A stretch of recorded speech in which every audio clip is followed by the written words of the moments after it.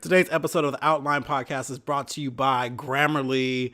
I've talked about Grammarly on this show over and over and over again. I'm trying to tell you all, if you write anything online, on your phone, if you're putting it out in the world, you need Grammarly in your life. It is the best for spelling and grammar and also making sure what you're writing makes sense. Try it out. There's an app for your phone and there's a browser attachment for your computer. It's amazing. Go to getgrammarly.com/outline pod. Once again, that's getgrammarly.com/outline pod. Today's show is also brought to you by Audible. You know about Audible. It's all about audiobooks. The listeners of this podcast get one free audiobook and 30 days free. You can redeem that by going to audibletrial.com/outline pod. Once again, audibletrial.com/outline pod. Get a free book. They're great to listen to at work, on your way to work, on your way home from work, on your weekends off from work. Try Audible today. Let's start the show. The Outline with Kevin Dwayne. Kevin Dwayne.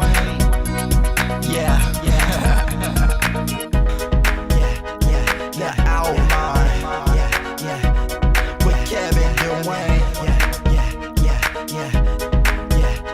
The Outline with Kevin Dwayne. This is the Outline with Kevin Dwayne. Kevin Dwayne with Kevin Dwayne.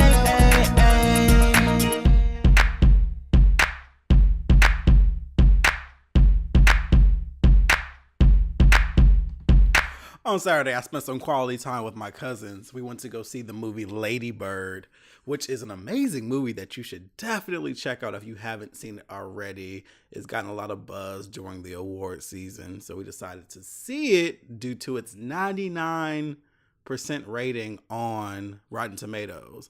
I'm learning to use those ratings more often, because 9 times out of 10, if they have a high rating on there, it's going to be an amazing movie. I mean, Get Out had a 100% rating. So if that's a way to judge it, then I'm all for it.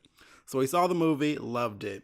I was invited to a party earlier in the week and wasn't sure if I was going to go or not. It was looking like a no, because going to parties is a lot for me because there's so many things you have to follow, dress codes and bottles and all type of shit. But since we got out at about 10 o'clock from the theater and I was halfway between my home and the party, I told myself, if I can find a package store within 5 miles of this theater, I will go to the party. So I got in my car, looked on my Waze app, found a package store and was like, okay, looks like I'm going. Found it, went there. Interesting parking lot. It was in Chamblee. If you're familiar with Georgia, I was in Chamblee. I was at the Regal 24. So I went down the street to Chamblee Tucker, made a left, blah, blah, blah, blah, blah. There's this little package store there owned by this Asian couple. When I pull up, there's a guy with a leaf blower, but it's 10 o'clock p.m. and there's no leaves.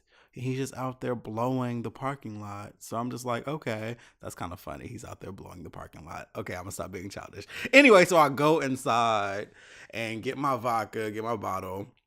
And the lady was just like, oh, okay, do you need a bag? Blah, blah, small talk. I'm like, sure. So I pay with my card. Get back in my car, pull out.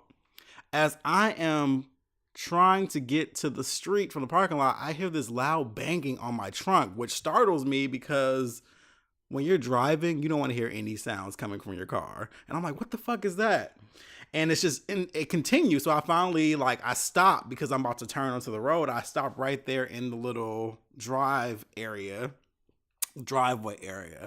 It's the lady tapping on my trunk, letting me know that she still had my debit card. So I rolled down my window and she gave it to me. And I was just like, okay, glad she did that, because this would have been a completely different night had I not had my debit card. Meaning, who knows when I would have figured that out. Because I work from home, I don't always actively use my cards and my ID and stuff. There was a case last year where I went and photocopied my ID so I could get my passport, and I left it at the damn FedEx spot.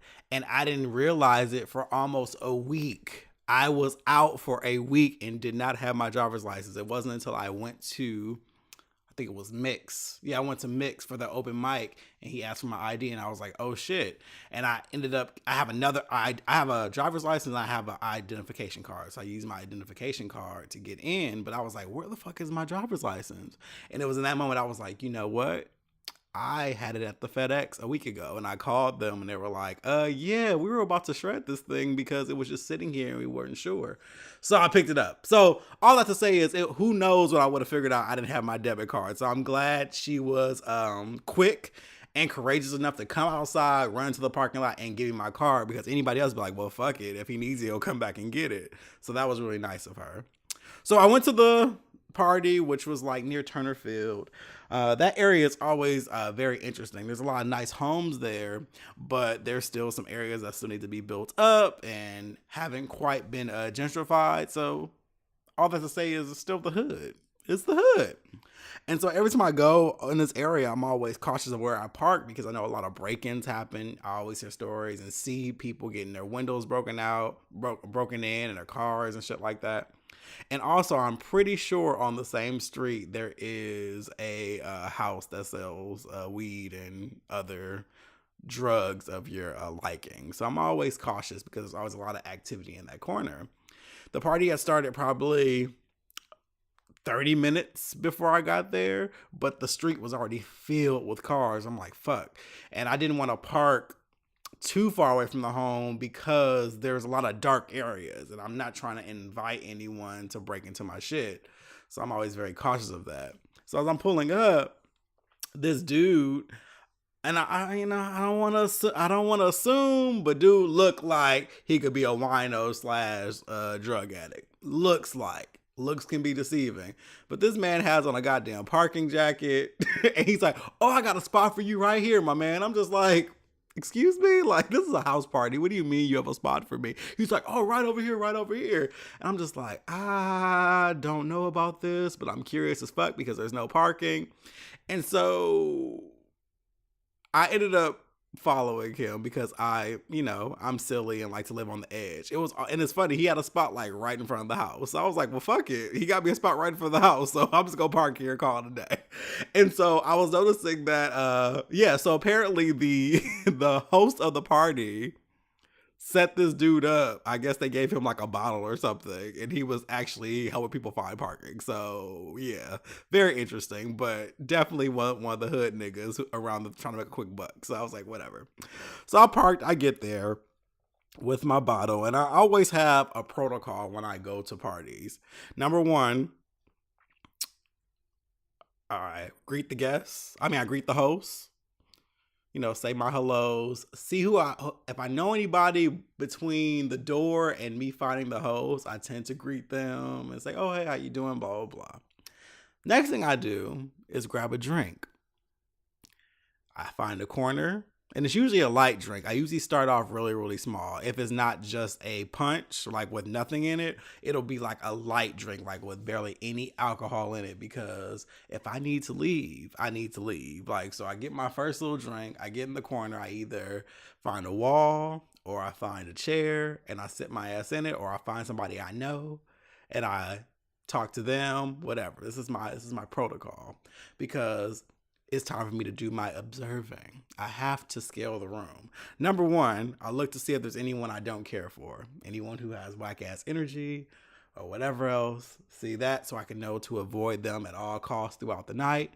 Keep it cute and cordial, like Quad would say on Married to Medicine. Keep it cordial. But then I'm not about to spend a lot of time getting my energy drained by these people. So I look for them. Then 2, I look around to see if there's anybody that I'd be interested in dating and or fucking. If so, then I decide if I'm going to do full on Beyonce choreography or if I'm going to do a 2-step for the night. If it's somebody I like, I'm probably going to do the latter because, I don't want to give a full show. You gotta keep it there. And if neither of those options are true, no one I dislike and no one there that I actually want to smash, then hell, let's have a good ass time no matter what. Let's just turn the fuck up. So I was quickly outsmarted by the host because they decided to pass out shots like it had to be every 20 minutes. I swear to God, every 20 minutes I was getting another shot glass and it was like tequila. So I had the first shot. Because usually when I go to parties, I'm already deciding how long I want to stay, especially since I don't live like in Metro Atlanta. I'm always like, okay, I got a 30-minute drive to get home. So I got to always be cautious of how much I'm drinking and what I'm going to do because I don't want to be stuck somewhere and I don't want to, DUIs and shit like that. So I'm like, okay, I can't get too turned up because I do want to eventually go home. So it's about 10:45 and there's a good amount of people at this party. I was very impressed because, with parties, especially ones that run late, people love to come damn near before they're over, 1 o'clock in the morning and shit to turn up. But there was a good amount of people there already kind of having a good time and dancing and eating and drinking and shit like that. So that was cool. It was a birthday and the person turned 27. So it was a balance of younger guys and older guys. So that had its own interesting take as well. So after the first shot, I'm feeling a little, a little more loose or whatever, enjoying myself, having a good time, which I have no problem doing, but I always like to survey a room because I think it's smart. Because you got to be sure. Ain't no shit going down.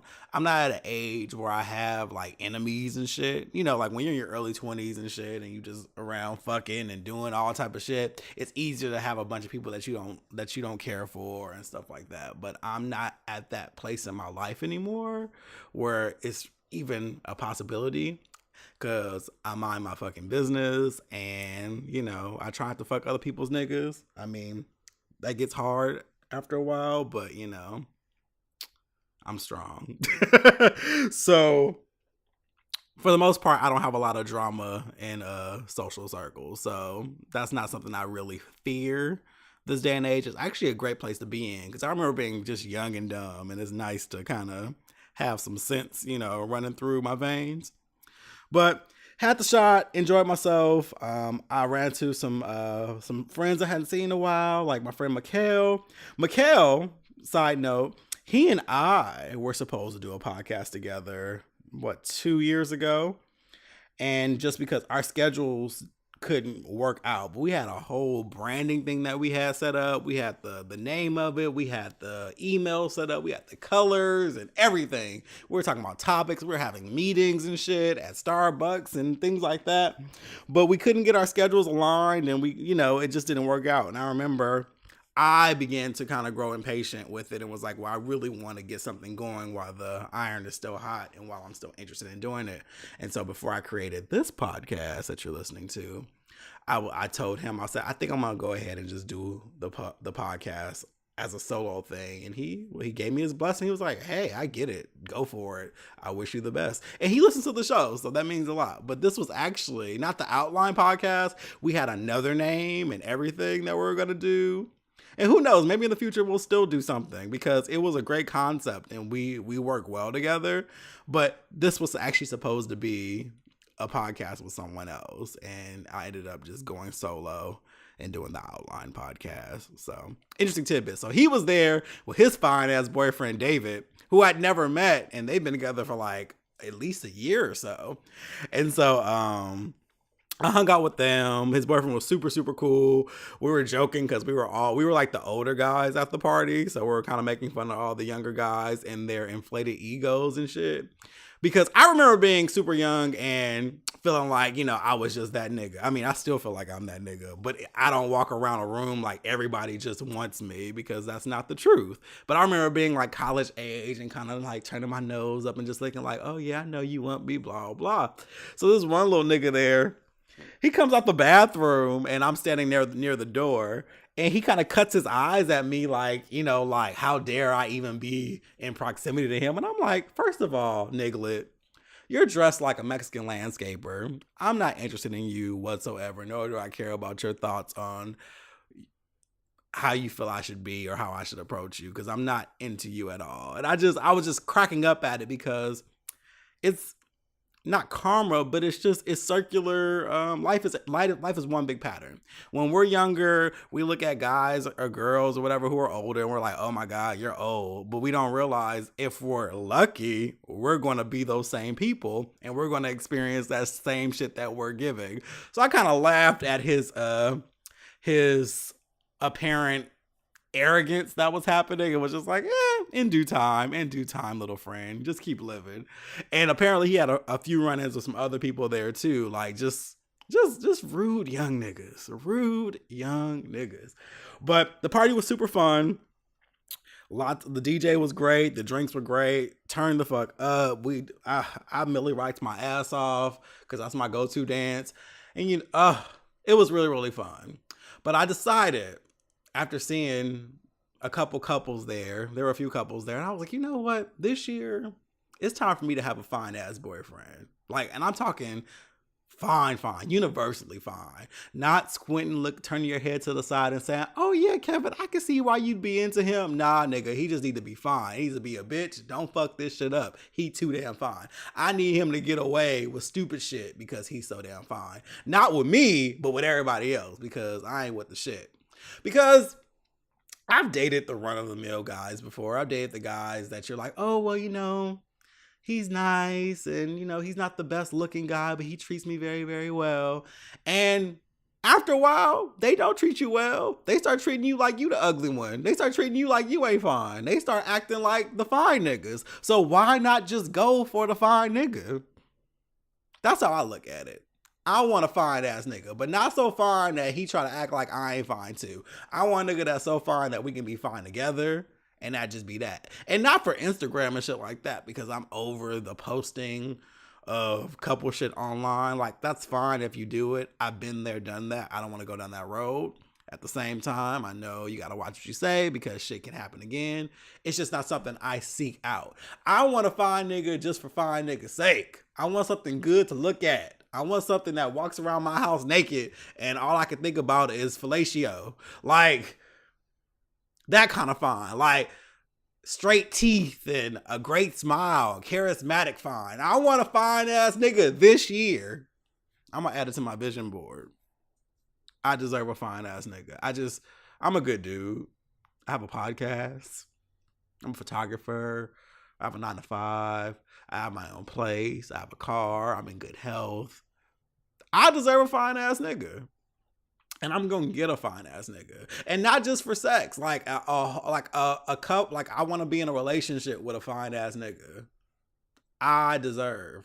Preferably a fine ass nigga who is actually single. I can't be a side piece this year. I can't be. I mean, it's so easy. Like, being a side nigga is just, it's a very underrated act. Like, y'all really don't understand the perks of being a side nigga. Like, they go home. They leave you alone. I mean, if that's what you want. I like being left the fuck alone a lot of the time. So they go home and, you know, it's great. It's great. But, you know, this year, I would like to date a single, non-attached, fine nigga with no mental issues or minimum mental issues, because I think we all have mental issues. We just haven't scaled them out and figured them out. So that's goals for this year. But had a great time at the party. On Sunday, I had a wonderful engagement shoot with this couple. I'm actually doing their wedding in June. I'm very excited. So the engagement shoot was really a chance to feel their energy out and see how they would, you know, how they were, and see, you know, their styling. And it was a perfect shoot. If, as a photographer, it was one of those shoots that you just really, you learn to love. Not even learn to love. It just goes so well. Like, it was within an hour. We knocked out like 200 shots. Well, it was like 150, whatever, in less than an hour. The photos came out amazing. The overcast weather really made the photos pop. Actually, it just, the colors, everything just went so well, and it just really made me optimistic for the wedding that's happening in June, because it's a pretty big wedding. I'm gonna have a second shooter and everything, and lots of equipment and stuff. But just knowing that this couple was cool and seeing their love, and I love when my clients feel like family, because it just makes the shoot so much better. There's nothing worse than dealing with somebody who's like picky and rude and trying to act like you're a servant. I'm not a servant, bitch. I offer you a service and you pay me for it. But that doesn't mean you're going to treat me like this pictorial slave, because that's how some events are, where people kind of, it's usually not even the people who hire you, it's always like friends and family of those people. When you get there, they're like, hey, come take a picture of this, hey, take a picture of this, do this now. Bitch, watch how you talk to me. I'm not your servant, and if you ain't the one who wrote the check, I need you to get the fuck out of my face. But that's to be expected, especially at like weddings and shit. There's always those people. But I digress. Had a great shoot with them. It was so great that I actually came home and edited the pictures immediately. I normally don't do that. Typically when I have a shoot, in the contract, I give myself time anyway, because I have other things to do, like other pictures to edit, other clients, I have work. So typically I have a stipulation in the contract that states how long it'll be for me to edit the pictures, because I don't like to be rushed, and that's just not how it operates. But because I love the shoot so much, I ended up editing them as soon as I got home, which is very rare for me, but I had to see those shots on the computer, and I went ahead and edited everything in the same evening, and I posted them on my Instagram and sent them to the client, and they loved them. And I also know that this couple, they wanted to get their engagement announcements out. They wanted to get a picture on their wedding website. So I was like, you know what?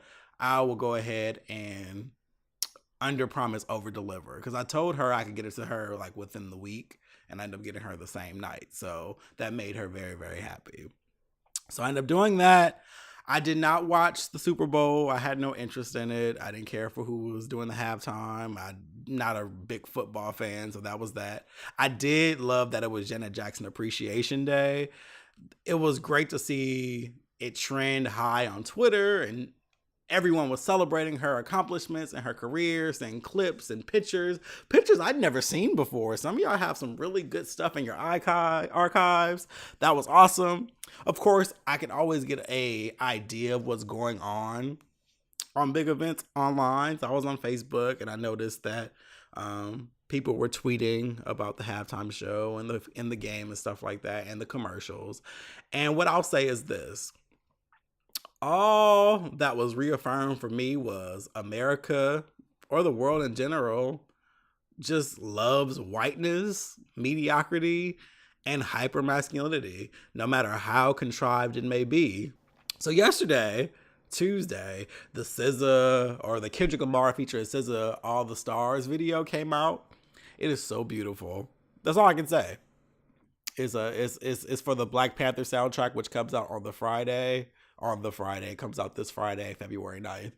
But the video is beautiful. So many shots. It's beautiful. So if you haven't seen it, go check that out. It's so good.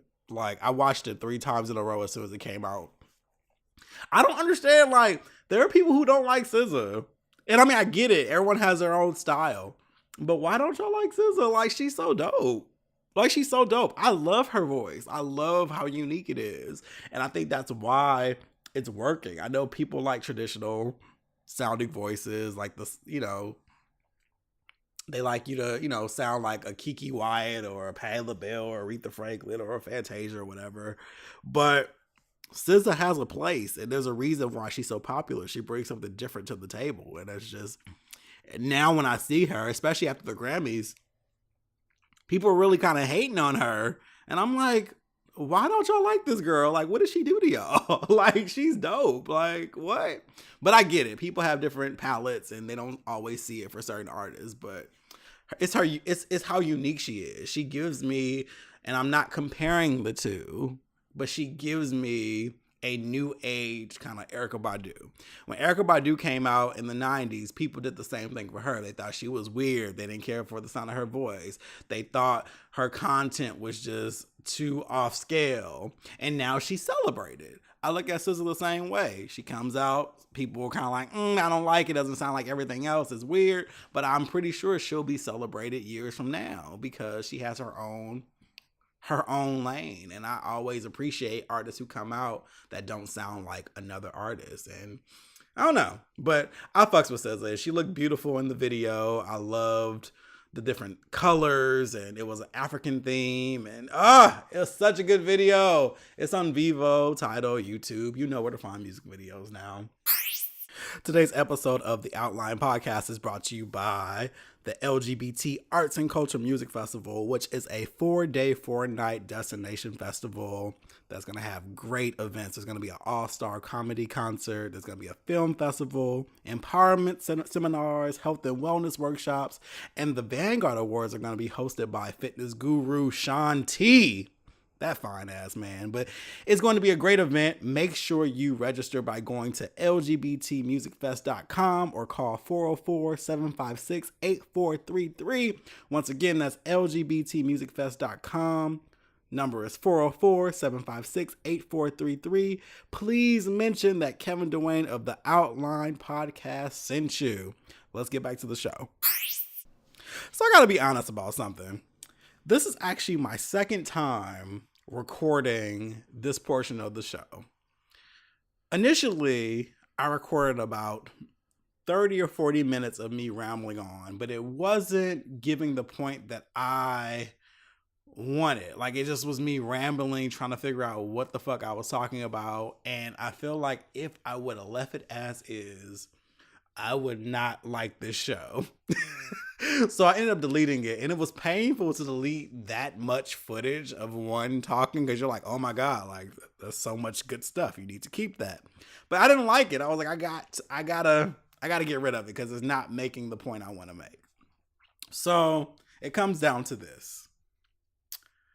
In this life, I truly believe that the biggest challenge that we all will face is living the lives that we want to live and not the lives that others have planned for us, whether it be from our parents, whether it be from our friends, whether it be from whatever you believe in as far as like religion. I believe our biggest mountain to climb is creating a space for ourselves and being comfortable in being just that. And I've gone my entire life going against the grain in a way where I could be as free as I am now. A month out from my 32nd birthday, I can say I am at my most free. I live how I want to live. I try my best because we all have setbacks. I try my best not to be influenced by the opinion of others. I try my best to honor myself and to make sure that I am being authentic. But it wasn't an easy feat. I also had to go through breaking the chains that other people tried to place on me. I remember being a kid. It started early, like a young boy. It starts with family members telling you, oh, you're a boy. You can't do this. You need to do this. Play with this G.I. Joe. Play with this car, this racetrack, or play with these little toy guns and play video games, but leave the Polly Pocket alone. You can't play with the Easy Bake Oven. You can't play with the Barbie. Meanwhile, I'm like, well, listen, I'm trying to give Kenya a nice little French roll and a nice little swoop in the front, have her real cute for work. And you telling me I can't.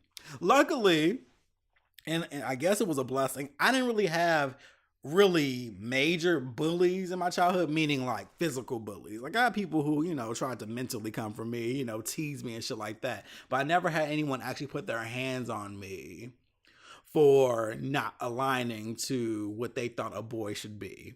And I'm grateful for that because I hear horror stories all the time. So that wasn't the case. But that's where it started. That's when I realized, like, okay, there's a certain way that everyone else is going. And they want me to go that way too because it's easier. It's easier to go with the flow of what everybody else is doing and not, contradict or complicate situations. And we also don't want to deal with confrontation either. I'm a big fan of no confrontation. I don't like confrontation. But I also feel that in life, I was forced to have certain confrontations with people because I had to defend myself and I had to forge my own lane to live in. So there was the first thing of just being a boy and dealing with society's reasonings or whatever the fuck they were for how I should live as a boy. And then came church. I wasn't born into a family that was just going to church every week like that. It came later, like when I was like maybe 8 or 9. I remember it very clearly. When my mom was like, oh, we're going to start going to church. And I'm just like, okay. Now, not knowing much about church, I was excited about it. She told me my cousins were going, my favorite cousins. And I was like, cool. So it was going to be her, my aunt, her kids, and we're all going to go. So I was excited for it. But I remember it felt like acting to me. Not to say that none of these people were decent people. I believe everyone has a balance of good and bad. Nothing is black and white. Nothing is black and white. Everything is gray. No one is a throwaway. No one, no matter how much you don't like them or whatever. No one's a throwaway. I think everyone has a balance of good and bad. But all that to say is church felt like an act as a kid. You have to put on your Sunday's best. You have to iron it and have creases in it. You have to be a certain way. Make sure you're at your most presentable because we have to go to this place and be something that we actually aren't. Like, I'm not wearing suits every day. I'm not speaking in a certain way every day. I'm not this docile and quiet at home. So why am I doing this here for these people? And I think I realized that everyone, my parents included, were putting on a show at church. It was like, this is, yes, my kids are well behaved and they carry their Bibles around and, they have peppermints in their pockets and they always have $1 to give during tithing. And you be like, child, you gave me all of this on the way here. You gave me $1, said put this in the basket when we walk around. You bought me the Bible, put my name in it. Like, it's all one huge ass act. And that's how I felt as a kid. And I'm like, yeah, this doesn't feel real though. But everyone did it because they felt like they had to. And that was my first experience, my second experience of groupthink, where everyone's doing this because they're told that they should. And they were raised the same way. The Bible has the whole idea of raise a child in the way they should go and they won't depart from it unless they're thinkers like me and say, actually, it's some bullshit. Why are we all doing this? It doesn't make any sense. But it's community. Everyone wants to feel accepted. Everybody wants to feel like, like they're living right. And, fellowship is amazing. Like, no one wants to live in this world alone. Like, no one wants to, I won't say no one. People want to